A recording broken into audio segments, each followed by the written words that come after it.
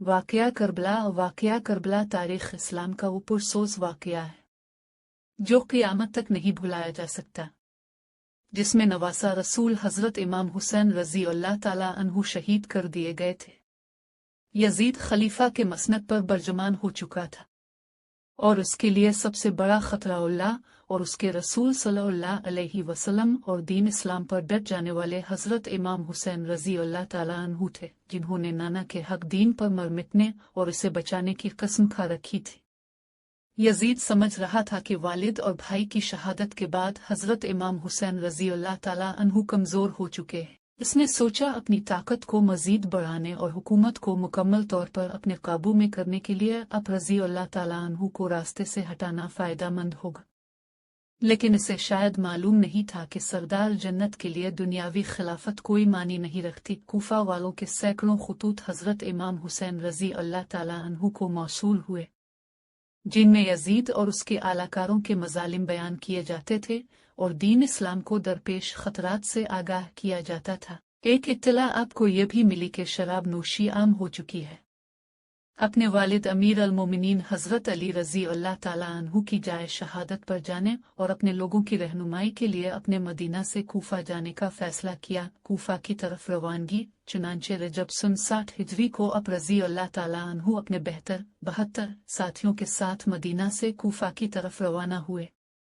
बरास्ता मक्का हज़रत इमाम हुसैन रज़ी अल्लाह ताला अन्हु अपने 18 अहल बैत और 50 असहाब के साथ करबला पहुंचे। 8 ज़ुल्हिज्जा को अब रज़ी अल्लाह ताला अन्हु को कूफा वालों की इस शिकनी का अंदाज़ा इस वक्त हो चुका था जब अपने चचाजाद भाई मुस्लिम बिन अकील की शहादत की खबर सुनी, लेकिन अपने अपना सफ़र जारी रखा। शायद अब अपने नाना हज़रत मोहम्मद अलैहि वसल्लम की इस पेशिन गोई का इंतज़ार कर रहे थे, जिसका जिक्र हज़रत मोहम्मद सल्लल्लाहु अलैहि वसल्लम ने अपनी ज़ौजा उम्मुल मोमिनीन हज़रत सलमा रज़ी अल्लाह ताला अन्हु से किया था। बुखारी शरीफ की रवायत के मुताबिक अपने सलमा रज़ी अल्लाह ताला अन्हा को मिट्टी दी और कहा था, ये करबला की मिट्टी है, जब ये सुर्ख हो जाए तो समझ लेना मेरे जिगर का गोशा और मेरे घर का फूल हुसैन इब्न अली शहीद कर दिया गया है। मकाम करबला हज़रत इमाम हुसैन अहल बैत के हमरा 2 मुहर्रम उल हराम सन 61 हिजरी को करबला पहुंचे।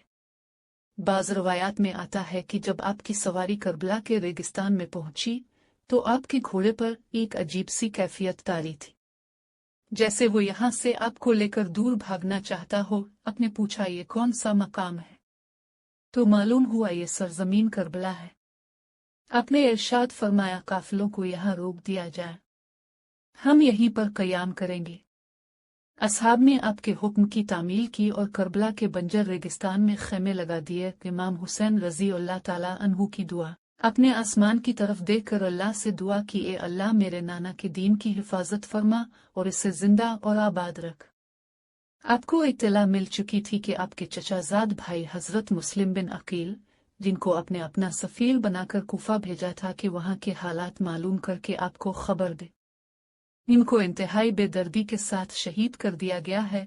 कूफा के लोग जो आपको बार बार खुतूत भेज रहे थे, वो कूफा के गवर्नर इब्न ज़ियाद के खौफ लालच से हज़रत मुस्लिम बिन अकील को तन्हा छोड़ चुके थे और वो कूफा की गलियों से बिल्कुल नावाकिफ थे। इब्न ज़ियाद के एक सिपाहसालार ने उनको अमान का वदा देकर गिरफ्तार किया और बाद में उन्हें कूफा के महल की छत से धक्का देकर शहीद कर दिया।